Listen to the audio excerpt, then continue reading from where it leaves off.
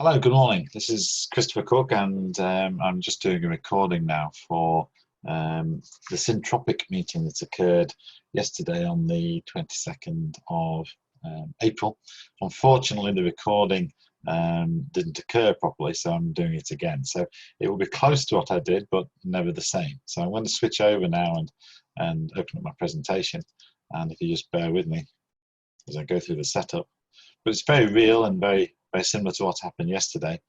Christine had introduced me, and then we got into the conversation.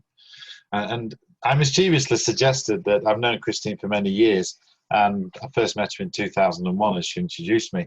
And the briefing for today from Christine was basically just talk about what's arising. So I intend to talk for about 10 minutes or so, and it may be shorter today than yesterday, or it may be longer, who knows. But basically what I want to focus on is this journey that we're on, and really explore in a little bit of detail what really is my view of what's arising and what's important in this journey that we're on, certainly from a syntropic enterprise perspective. Now, we know we're in a very different situation today than we've ever been. We're starting to see the impact of man's endeavours on Earth, and certainly the conversation about the Anthropocene is a big part of the conversation at the moment. And certainly what this picture describes, the very mechanistic, materialistic view that we bring to our life on Earth, which is leading, as we now know, to unintended consequences. So from outer space, we look back in, we're really viewed by those outside looking back in as a desert-making species. This is a wicked problem. We're also experiencing a wicked problem today on the planet when the bulk of humanity is in lockdown due to COVID-19. It's the first time in this period of time that we've ever had a global common conversation occurring on the planet. And I think the current statistics are that nearly 50% of the global population is in this lockdown situation. And it's likely to become even more significant. But what we know, what's arising in that conversation, is the importance of family, the importance of relationships, the importance of community, and the importance of nature. So some themes that are arising. Now, in 2007, the experience in Australia around the wicked problems of 30-year droughts and a really fundamental change issue was really leading to the conclusion that when we're dealing with these wicked problems, now what I mean by wicked problems is that there's no conventionally minded clear solution.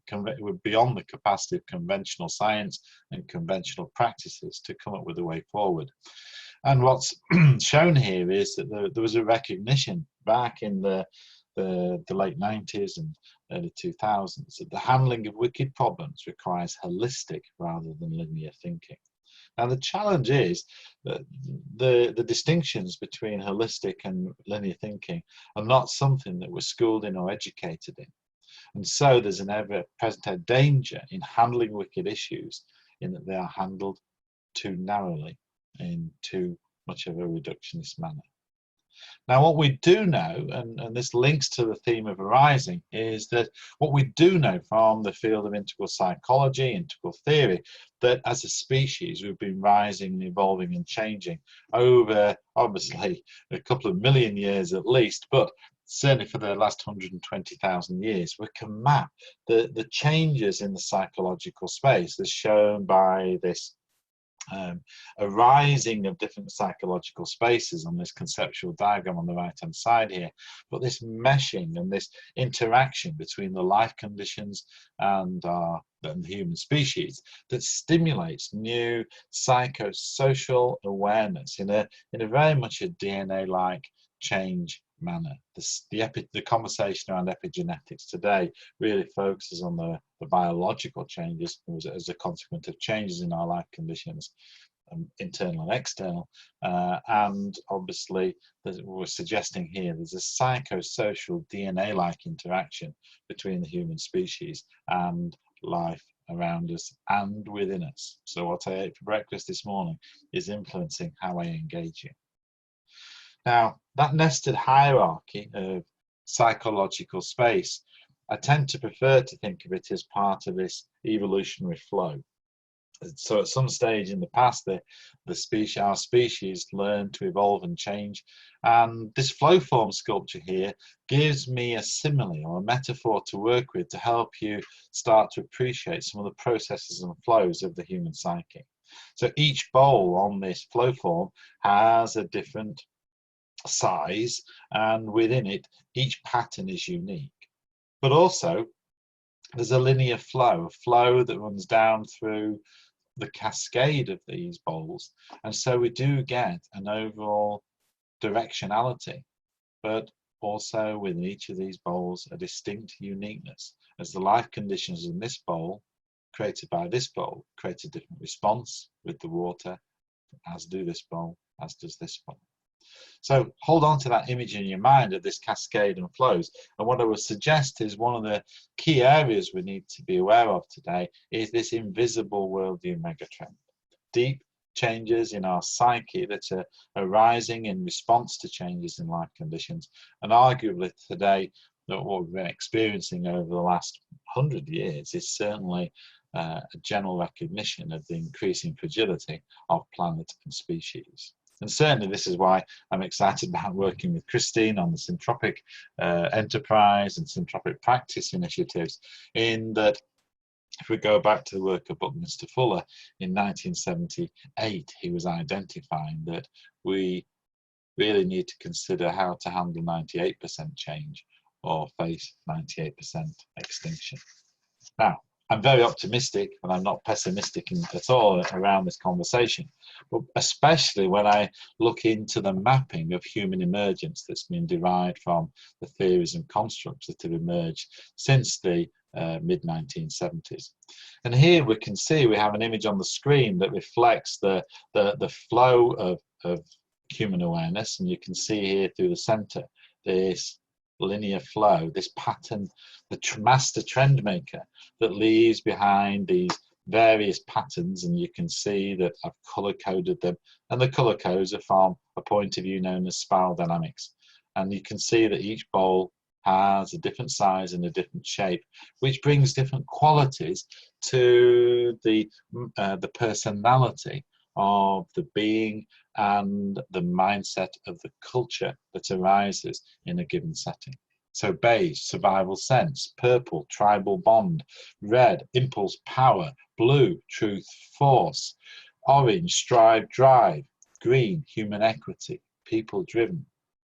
But we can also see this significant gap here, and this is the gap that Buckminster Fuller was getting a sense of as he's learned to handle his own life conditions in pursuit of a new complexity aware thinking in our species that's been arising now, and we can clearly map it in our research, been arising for over 100 years. And arguably, if we're mapping those patterns in culture, translating it to constructs such as this, these capacities are out there, latent and arising within us, waiting to be utilized. So the holistic flow, a process view, a process awareness, integral being, and we don't know what coral is, but we do know that as a species we have the capacity for between 18 to 24 stages, and that's our postulate as we navigate from our Anthropocene era capabilities as a consequence of human doing to a domain which is literally beyond our comprehension, and is identified here on this slide as human being. So it literally is a major leap for mankind, and that is what's fundamentally arising in conversations like this under the Syntropic banner. Now it means that when we step over the line, I call it we're breaking through this worldview membrane into a new way of thinking. It literally has the capacity to handle the complexity that is greater than the sum of all the earlier stages added together. Yes, I did say that, and through evidence and through practice, we're certainly demonstrating that when we tap into this space, and certainly Buckminster Fuller was demonstrating this, is that you step into this space and look back in from the universe and choose to design solutions on Earth, the results completely outperform the present paradigm whilst leaving behind a regenerative planet. So from a human scale, it means looking back in from an integral perspective means that we can start to handle the ethical paradoxes, this full spectrum of humanness that exists across the planet simultaneously, but with this more integral awareness, this more holistic integral thinking. We can look back in and realize that regardless of the stage of development of the group that we're dealing with, we're applying similar principles to that Buckminster Fuller pursued. And basically what the argument is that we can create the ecology and the core expression of universe. And the way Christine's been describing it today, the core, that the source idea is sustained, and our challenge is to sustain the pattern integrity. So here we see the pattern of source ideas expressed through different tones of humanness, and our opportunity today is to create the ecology that can allow each of these core ideas to fully express and satiate.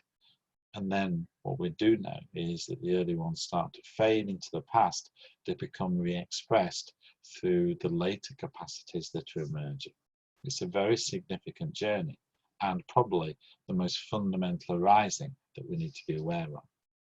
So looking back in to create the ecology to nurture the innocent whilst appreciating the tribe and spirits, whilst meeting the big boss's demands according to one true righteous law, to achieve measurable bottom line results for the greatest potential of all people, whilst learning how earth systems work and we act for planetary and species viability.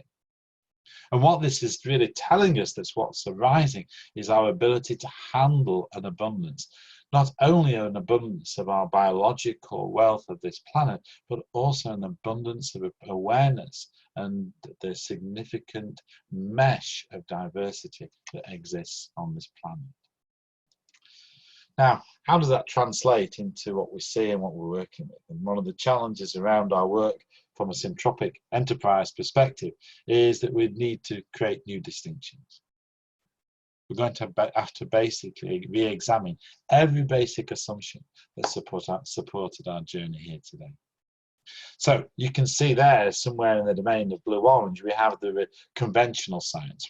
I've labelled that reductionistic, it could be atomistic, but it's a science that goes right to the smallest part and assumes to understand the whole. But obviously, the whole is way more than a summation of its parts. Science too is much more humanistic, action inquiry, social consultation and so on, that create the patterns without really being aware that the patterns that are being read and being encouraged are the patterns within the paradigm that the research is endeared to. The earlier patterns of all the earlier stages tend to get reduced and become concatenated into that particular worldview.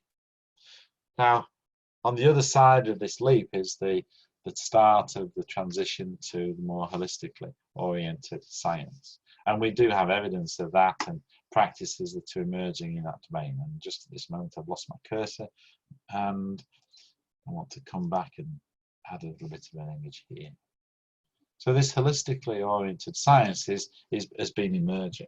But what's different is the holistic, more integral awareness embraces and fully knows how to utilize all of these points of view, understands their merits, their strengths, but also the limitations, and makes sure that what we're dealing with when we're making decisions today in life conditions that stimulate this new arising of thinking, what we can do is deal and manage with the full spectrum of humanness and humanity, whilst also fully embracing the full spectrum of life on Earth. And I would argue that what's also arising is the need for a new story for our species and the means by which we can truly discover our role in the universe. We're way more important than just an intergalactic mining company. So, where the holistic worldview differs, I mentioned these distinctions. And so a lot of my work is focused on finding individuals who've been stepping through this worldview transition And one of the pieces of work I focus on is through the work of Alan Savory. And back in the 1960s, he argues here that in his teaching of holism in the United States in the late 60s, early 70s, in struggling to teach what I knew of holism to an audience of very skeptical peers, I came to realize I didn't understand it myself. So in this transition, there's great humility and an openness to the fact that the reality in front of me, the science of the tracker, which is arguably the science of a more holistically, well, it's the basis of a more holistically oriented science, to read the signs and bring fresh interpretation, is something that Alan Savory is really gifted in. But Alan required a framework for insights, and he used the work of Jan Smuts and realized wherein that the holistic worldview differed from everything prior. Now, I've probably overrun my time, but it's very different today to what I said yesterday, but the premise is the same.